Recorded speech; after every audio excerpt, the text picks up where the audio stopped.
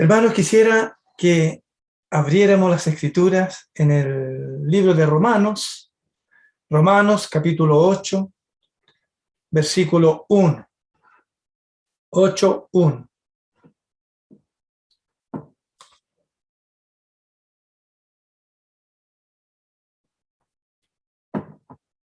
Vamos a leer 3 versículos, 8, 1 al 3. Ahora pues ninguna condenación hay para los que están en Cristo Jesús, los que no andan conforme a la carne, sino conforme al Espíritu. Porque la ley del Espíritu de vida en Cristo Jesús me ha librado de la ley del pecado y de la muerte. Porque lo que era imposible para la ley, por cuanto era débil por la carne, Dios enviando a su Hijo en semejanza de carne de pecado y a causa del pecado, condenó al pecado en la carne. También vamos a leer 3 versículos en el capítulo 12 a los Romanos.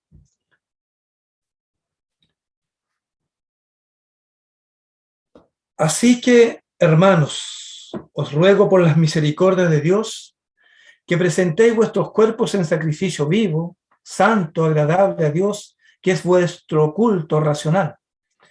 No os conforméis a este siglo, sino transformaos por medio de la renovación de vuestro entendimiento, para que comprobéis cuál sea la buena voluntad de Dios, agradable y perfecta. Digo pues, por la gracia que me es dada, a cada cual que está entre vosotros, que no tenga más alto concepto de sí que el que debe tener, sino que piense de sí con cordura, conforme a la medida de fe que Dios repartió a cada uno.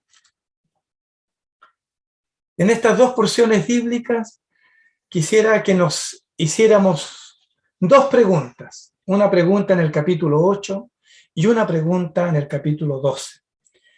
La primera pregunta del capítulo 8 de los Romanos es: ¿por qué es que nosotros arribamos a este tan elevado propósito de no estar y no permanecer en condenación? ¿Cómo es que llegamos a arribar a ese privilegio tan grande de estar sin condenación? Por supuesto que la respuesta a esta pregunta la tiene el versículo 1. Dice: porque estamos en Cristo Jesús.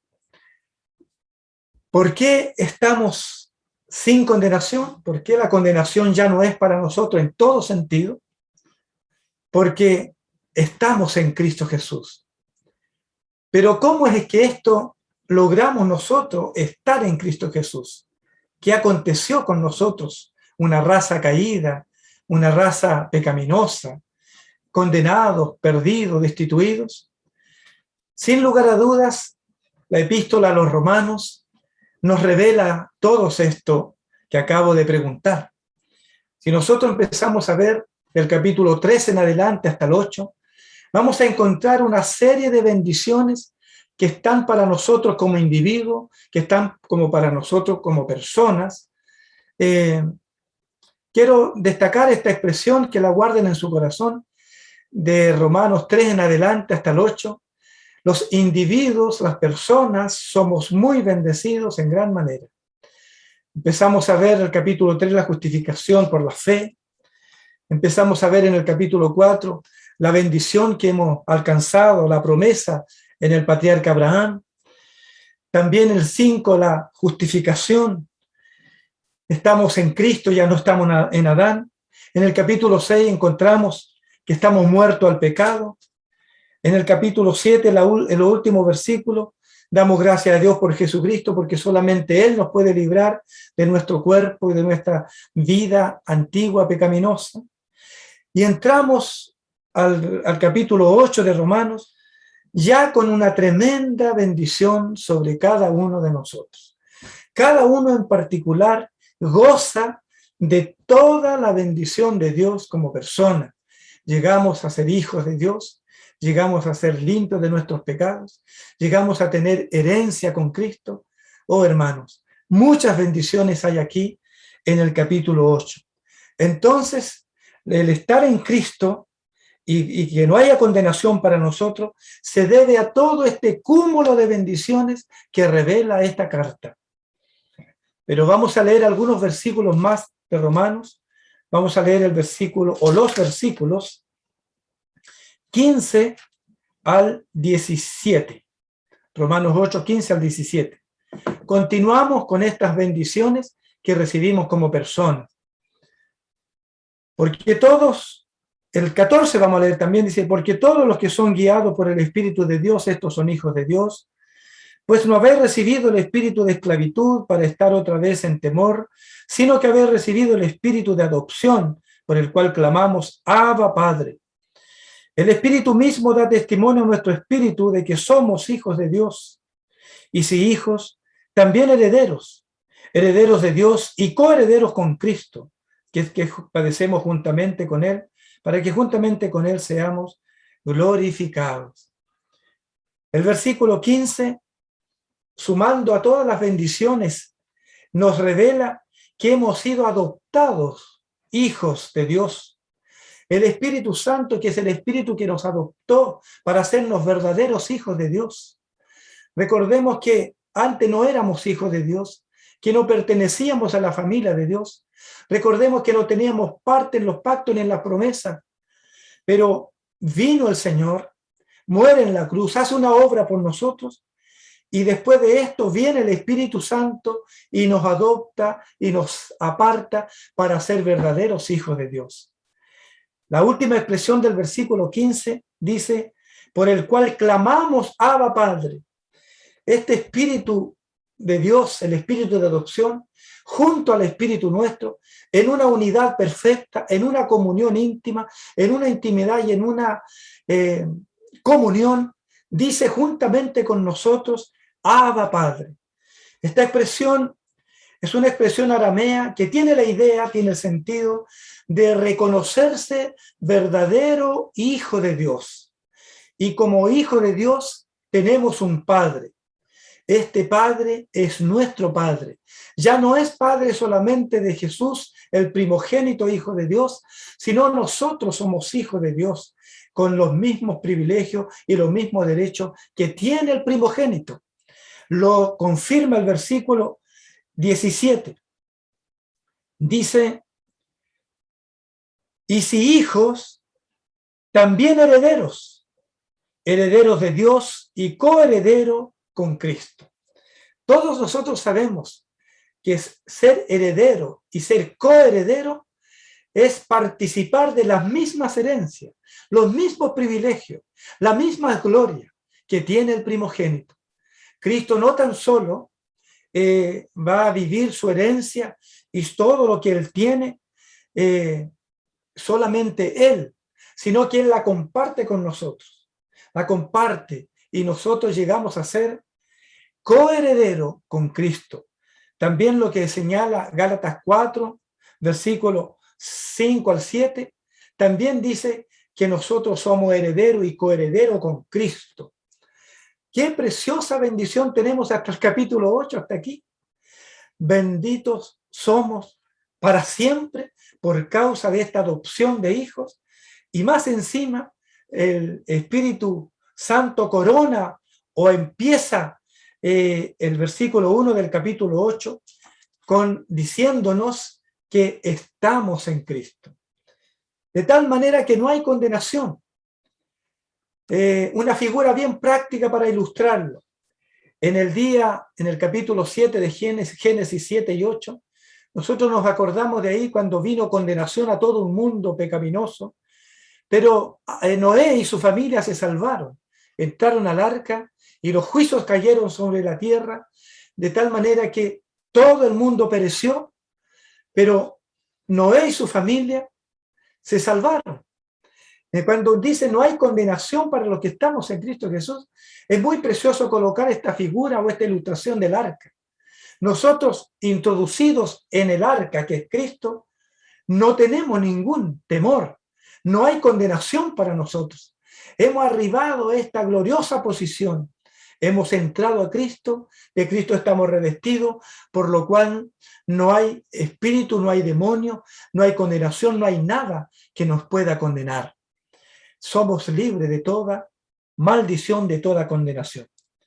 Pero vamos a seguir leyendo las bendiciones que tenemos como individuos, y nuevamente vuelvo a decirle, guarde esto en el corazón, porque el capítulo 12, quiero decir, cambiará de individuo a cuerpo de Cristo. Como individuo estamos tremendamente bendecidos, como lo señala el capítulo 8 de Romanos. Del 4 al 8, puras bendiciones para nosotros como individuo, como persona. Vamos a leer los versículos para coronar este capítulo 8 de Romanos, de los versículos 28 al 39.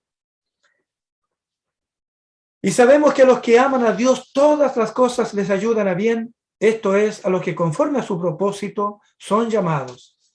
Porque a los que antes conoció, también los predestinó para que fuesen hechos conforme a la imagen de su Hijo, para que Él sea el primogénito entre muchos hermanos.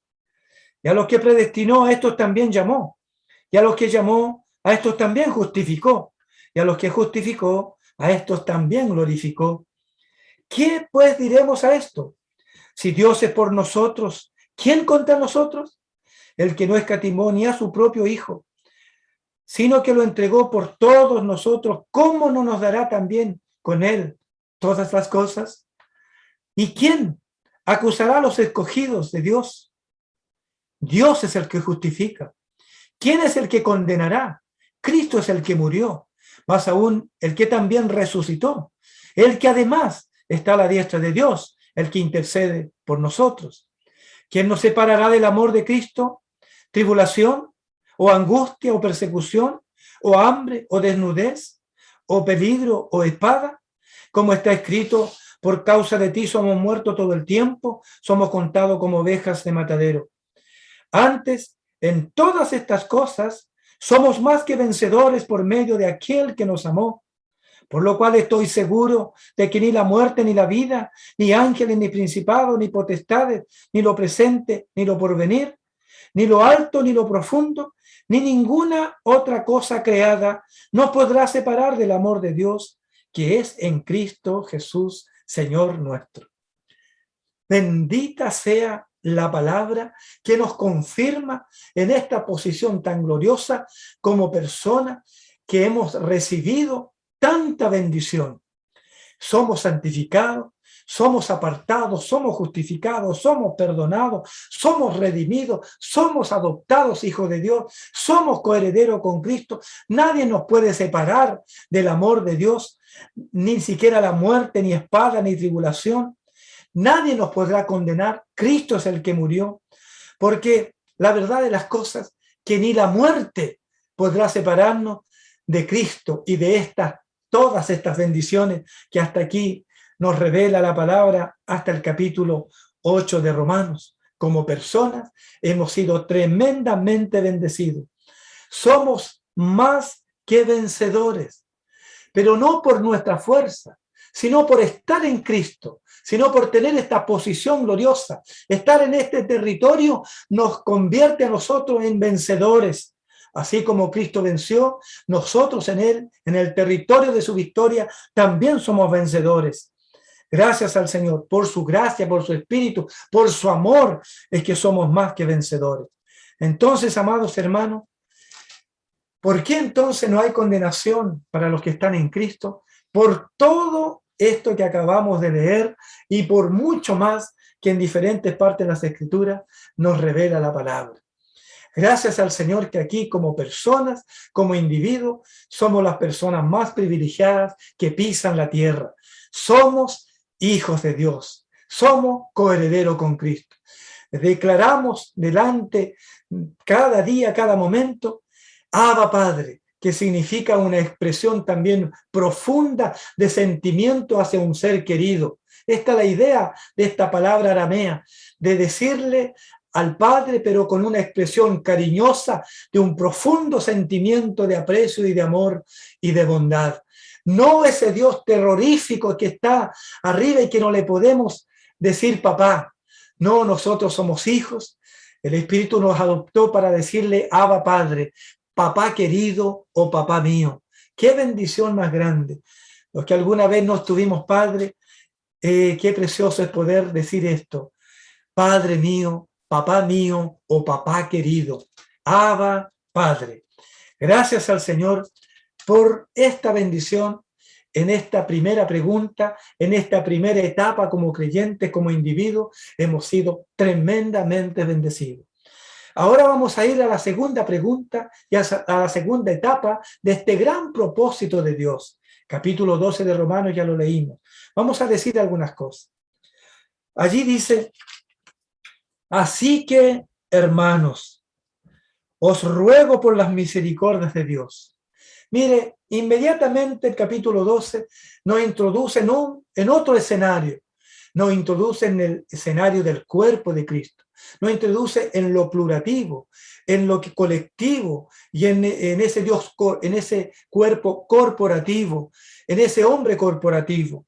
Así que, hermanos, un todo, ya no como individuos. Entonces el 12 en adelante de Romanos nos hablará de la iglesia, nos hablará de este precioso testimonio que nosotros hemos recibido por revelación.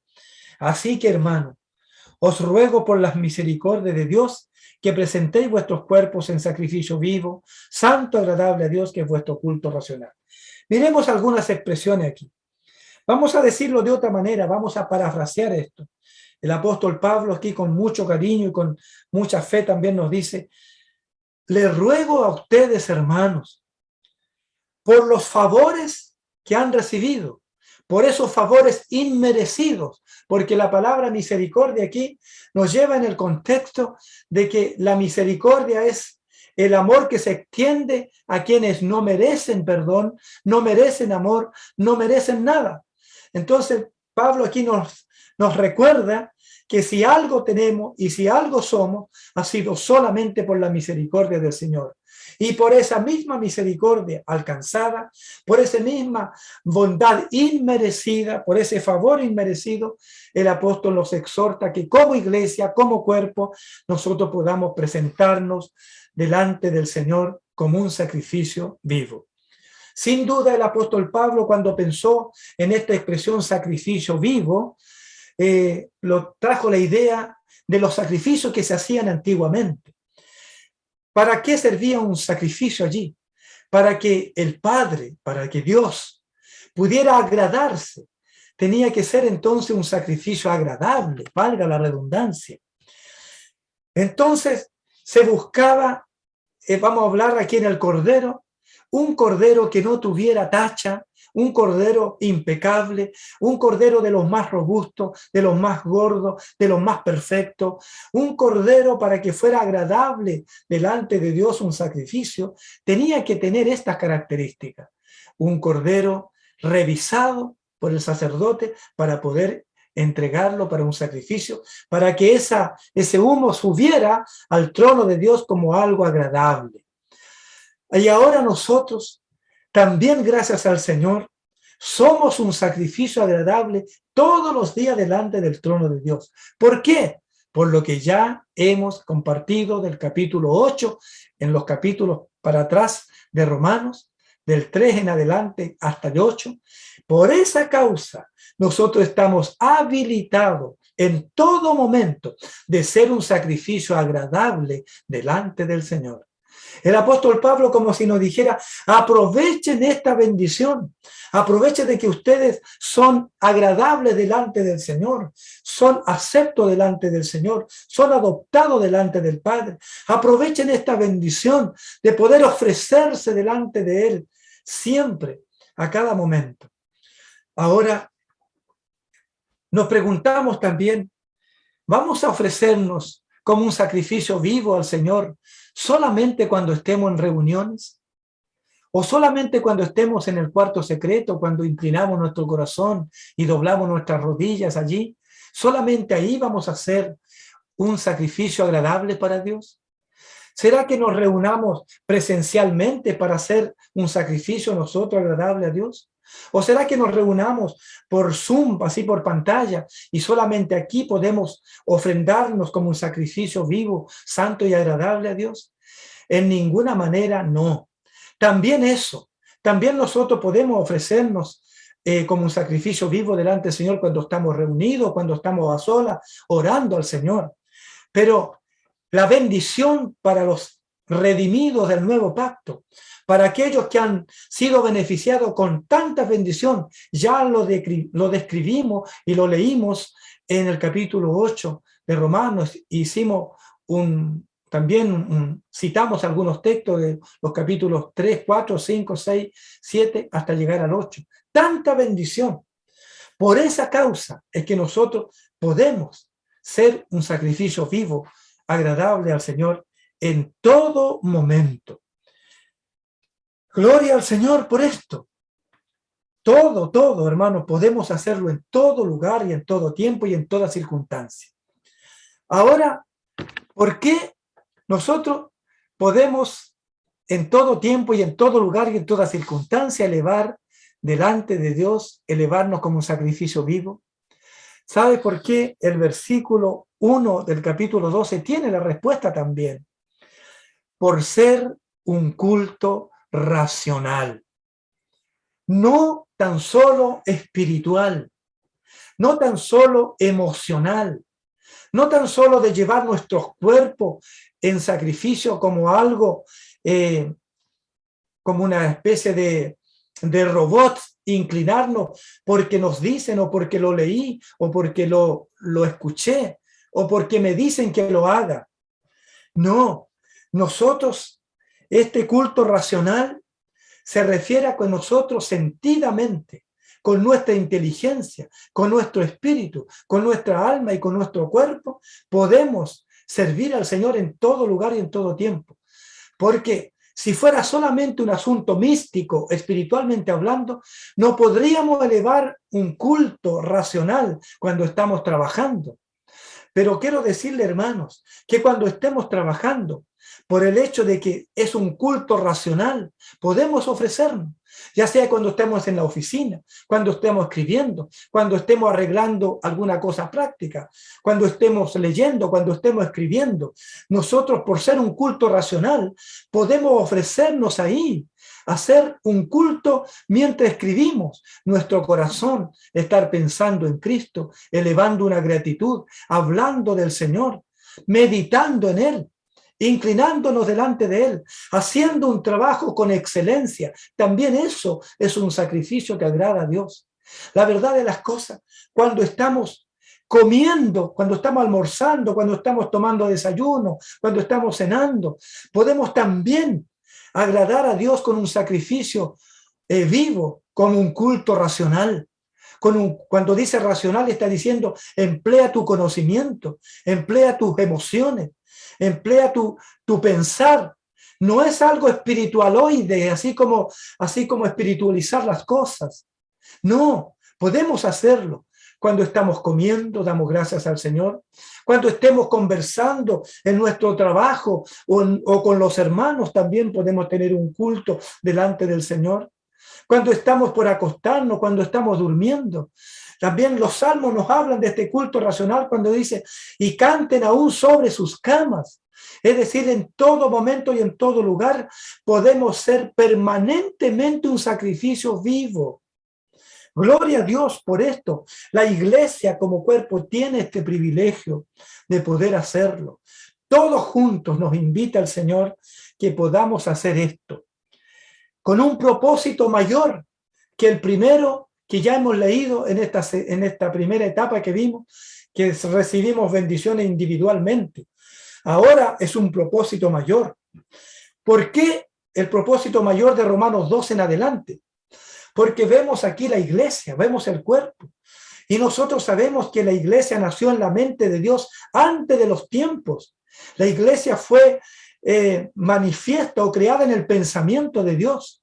Antes de que existiera nada, la iglesia ya estaba. Entonces, por eso que es el propósito mayor, si pudiéramos dividir este propósito eterno en dos etapas.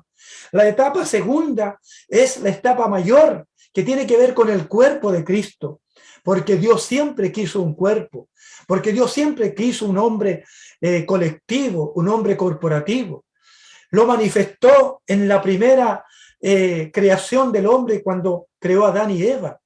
Quiso plasmar allí eso corporativo, porque está, cuando crea al hombre, no dice que creó al hombre, sino que dice que lo creó varón y hembra. Eso quiere decir que en su corazón siempre tuvo lo corporativo, siempre tuvo en su corazón la iglesia.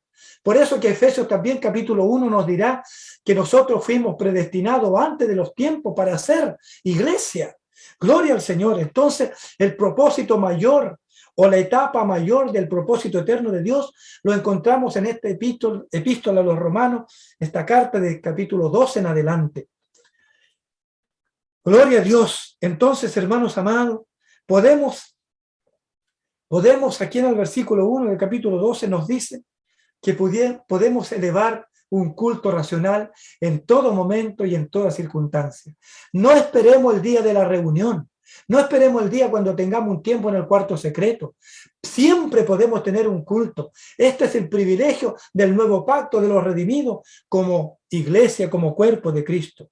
Bendita sea la palabra, bendito sea el Señor, maravillosamente, como nos revela. Entonces el propósito mayor está revelado aquí en Romanos 12. Ese propósito mayor, ¿cuál es? Que la iglesia o que el cuerpo de Cristo pueda reflejar la gloria de Dios. También el versículo 2, hermano. Leamos el versículo 12 del capítulo 12, nuevamente. No os conforméis a este siglo, sino transformaos por medio de la renovación de vuestro entendimiento, para que comprobéis cuál sea la buena voluntad de Dios, agradable y perfecta. No conforméis a este siglo. Brevemente diré que conformarse a este siglo introduce esta expresión aquí después de exhortarnos el apóstol que seamos un sacrificio vivo, agradable a Dios santo siempre, introduce este versículo y nos dice que no nos conformemos a este siglo. La palabra conformar también podemos decir de otra manera. No entréis en el molde de este mundo. No sigáis las pisadas donde el mundo va pisando. No piséis en el mismo molde, porque el mundo tiene su religión, el mundo tiene su filosofía, tiene sus estrategias como para en un momento dado copiar incluso lo que es el cuerpo, tiene esa estrategia y nosotros pudiésemos cometer el error, traer algo del mundo también y introducir en esto que es la iglesia.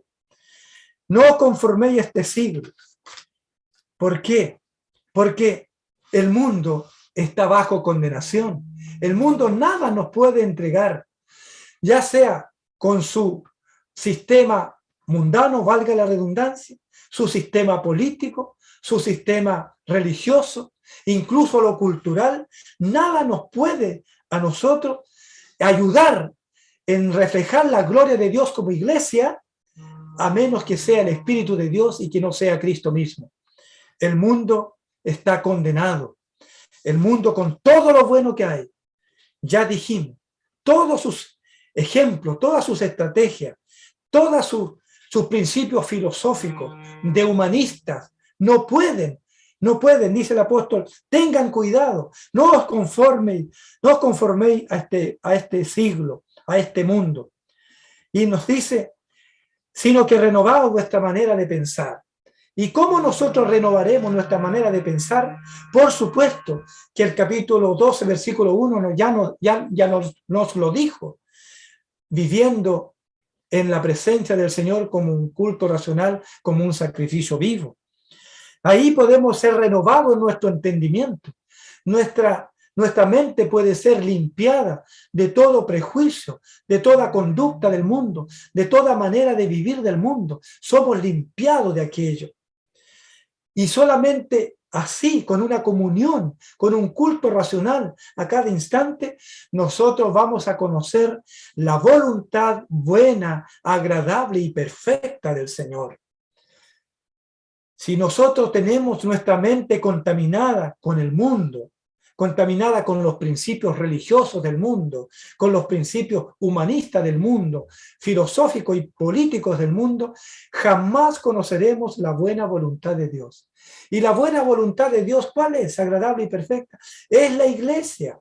Es llegar a ser conformar al carácter del Señor, todos como iglesia, y así reflejar la gloria de Dios. Este es el llamamiento mayor que tiene la iglesia, de reflejar la gloria de Dios. Para eso estamos aquí en la tierra, para esto se nos reveló esta visión celestial, Cristo y también la iglesia. Bendito sea el Señor. Vamos a leer también el versículo 3 del capítulo 12 de los Romanos. Digo pues, por la gracia que me es dada, a cada cual que está entre vosotros, que no tenga más alto concepto de sí que el que debe tener, sino que piense de sí con cordura, conforme a la medida de fe que Dios repartió a cada uno. Vamos a decir algunas cosas solamente del versículo 3 aquí. Digo pues por la gracia de Dios que me es dada a cada cual que esté entre vosotros, que esté entre vosotros en el cuerpo, en la iglesia, vosotros, que no tenga más alto concepto de sí que el que debe tener, sino que piense de sí con cordura. Lo que el apóstol nos está diciendo aquí por el Espíritu es que nosotros tengamos un concepto adecuado de quiénes somos. De quiénes somos. ¿Cuál es nuestro alcance de visión, de crecimiento, de experiencia en la fe, de aporte en la iglesia, de cómo poder ayudar y bendecir? El Señor nos invita aquí a que pensemos con cordura. En otras palabras, que busquemos el equilibrio. Nosotros no podemos subirnos para tener más alto concepto de sí o bajarnos para decir que no valemos nada. El apóstol Pablo dice, ninguna de las cosas son buenas. Una y la otra es dañina. Si yo tengo un alto concepto de sí, no podré ser jamás de bendición al cuerpo que es la iglesia. Si tengo un valor menos también y digo yo no valgo nada, también esto es dañino. No puede ser de bendición tampoco para la iglesia. No podemos ser colaboradores en este gran propósito de Dios. Lo que nos quiere decir entonces es que tengamos equilibradamente un pensamiento acerca de lo que nosotros somos. ¿Quiénes somos nosotros como personas? En la primera parte la hemos dicho. Nosotros somos hijos de Dios. Así que no podemos rebajarnos a decir, no, yo no soy nada, yo no puedo colaborar, que los ancianos, que los colaboradores hagan la obra, yo no tengo nada, yo no sé nada, yo no entiendo nada. Ya lo dijimos, por eso quise ser enfático en estas dos etapas. La primera etapa, todo lo hemos recibido como hijos de Dios. Nadie ha sido exento de esta bendición. Sean los que llevan mucho tiempo o los que van iniciando, por gracia hemos recibido toda esta clase de bendición, la que ya hemos descrito, justificado por la fe, redimido, adoptado, hijo de Dios, el Espíritu Santo en nosotros. Nadie nos puede separar, no hay condenación, somos más que vencedores, ni la muerte ni la vida, nadie nos puede separar del amor de Dios. Todo esto es para todos nosotros. Entonces nadie puede decir, hermano, yo no sé, yo no puedo colaborar en este propósito tan maravilloso. Por eso que el apóstol Pablo nos dice aquí en el capítulo 12, habiendo escrito toda clase de bendición del capítulo 4 o 3 en adelante. Bendita sea la palabra que nos revela estas cosas. Así que ninguno de nosotros, hermano, pueda decir en este día, yo no puedo. El apóstol nos dice y nos enseña al Señor, ninguno de ustedes piense así, porque si piensa así, que no vale nada, que soy de bajo perfil, usted jamás podrá ser de bendición al propósito de Dios. Y lo otro, si yo me creo superior a mis hermanos, tampoco seré de bendición. Entonces aquí el Espíritu de Dios, el culto racional, el estar en la presencia de Dios, en vivir siempre como un sacrificio vivo delante del Señor, ya sea cuando trabajemos, incluso cuando hagamos ejercicios, en todo ámbito, nosotros podemos tener un culto racional, meditando Cuando dice culto racional, nos está diciendo que cantemos con el entendimiento, que meditemos con el entendimiento, que oremos con el entendimiento.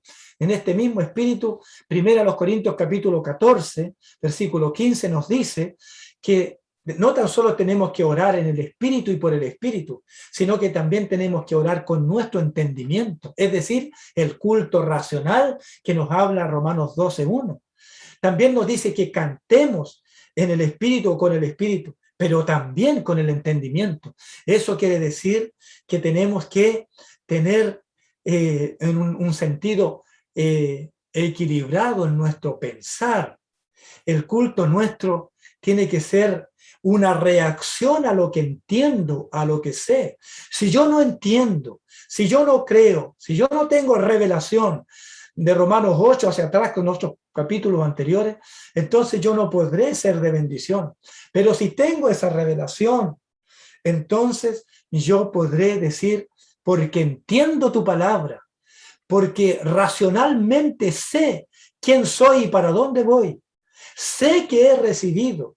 No entro en un misticismo así para decir qué tendrá el Señor para mí, sino que yo sé, yo siento, mi espíritu, mi alma y mi cuerpo lo sabe. ¿Quién soy?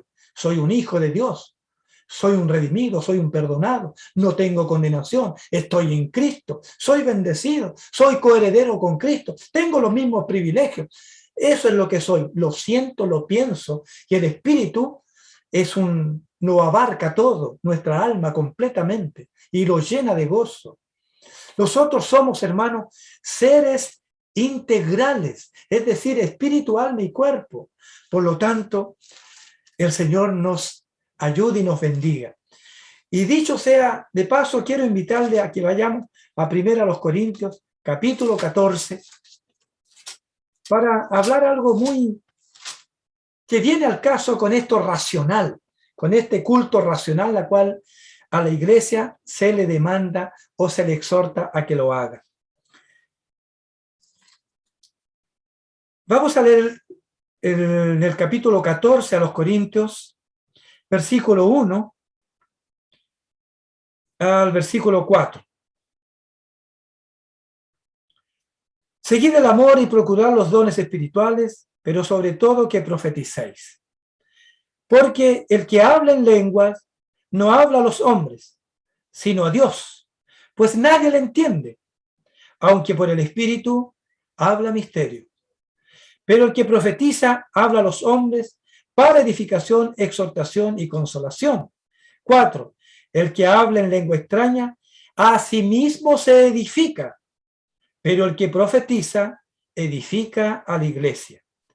Y en este mismo capítulo es que nos dice, en el versículo 15, que tenemos que nuestro culto, nuestra oración, nuestra profecía, nuestro dar testimonio, tiene que ir con ese entendimiento, con ese pensamiento, no tan solo digamos que el espíritu normal que habla. No, hermano, el Espíritu habla, pero no pasa por sobre nuestra voluntad. El Espíritu toma nuestro pensar, el Espíritu toma nuestro sentir, y por eso que en el Espíritu, alma y cuerpo nosotros podemos adorarle.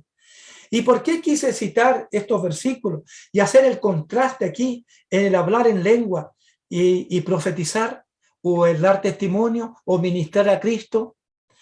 Porque el que habla en lengua, leíamos, que se edifica a sí mismo y no edifica a la iglesia. Entonces, el apóstol Pablo aquí, todo el capítulo 14, nos hablará del profetizar versus hablar en lengua. ¿Por qué? Porque el hablar en lengua, hermano, no edifica a la iglesia. En nosotros, y el apóstol aún dice, no es que desechemos la lengua, no, el apóstol dice, quisiera que habláramos todos lengua, dice, que hablaran todos, pero más que profetizar. ¿Y por qué? Porque yo diría que el hablar en lenguas, hermano, es un culto egoísta y egocéntrico, porque ya lo hemos leído aquí en el capítulo 14. Nadie lo entiende, pero él se edifica a sí mismo. Solamente se dirige a Dios. Y en el cuerpo, en el sentido del cuerpo, en el gran propósito eterno de Dios, que es el hombre plurativo, es el hombre corporativo, es la iglesia, es Él. Él es la iglesia que tiene que ser edificada, no nosotros como individuos. Entonces, coincide perfectamente con el capítulo 12 de los Romanos. El hablar en lengua es un culto egoísta. Se edifica a sí mismo. En el fondo dice, a mí no me importa que los demás no sean edificados, con tal que yo goce de esto, aunque también el hablar en lengua ni siquiera le sirve de provecho, dice la Escritura igual. Pero como es egocéntrico y egoísta, habla en lengua y habla en lengua, entonces nadie le entiende, a menos que alguien le interpretara o él mismo lo interpretara. Pero sabe, el culto racional contrasta con el espíritu de que habla en lengua, o el hombre que habla en lengua. El que habla en lengua es un individualista. El que profetiza es un hombre que edifica la iglesia, es una mujer que edifica la iglesia. El culto racional, lo que pienso, lo que siento, yo lo digo. Por supuesto, por el Espíritu Santo. 2 etapas, resumo, hermano, diciendo, en la primera etapa de este gran propósito eterno de Dios, tiene que ver principalmente con las bendiciones espirituales que recibimos como personas. En el capítulo 12 recibimos las bendiciones como cuerpo, como iglesia, el gran propósito del Señor. La culminación del propósito eterno de Dios será la iglesia. Por eso que Romano se divide también. Alguien dividió esta carta en el capítulo 12 hacia adelante, por supuesto, pasando por el 9 y el 11, y es precioso poder ver la epístola de los romanos así, en 2 etapas y en 2 bendiciones, voy a decirlo así. La primera, individualmente hemos sido tremendamente bendecidos, pero la última, del capítulo 12 en adelante, es más gloriosa todavía, porque es el propósito culminante de Dios. Gloria al Señor por esta noche, que el Señor nos conceda de ser un sacrificio vivo, ya no tan solo en las reuniones, sino en todo lugar, en todo momento y en todas circunstancias. Amén, mis queridos hermanos. La gracia y la paz y del Señor Jesucristo sean con todos ustedes. Amén.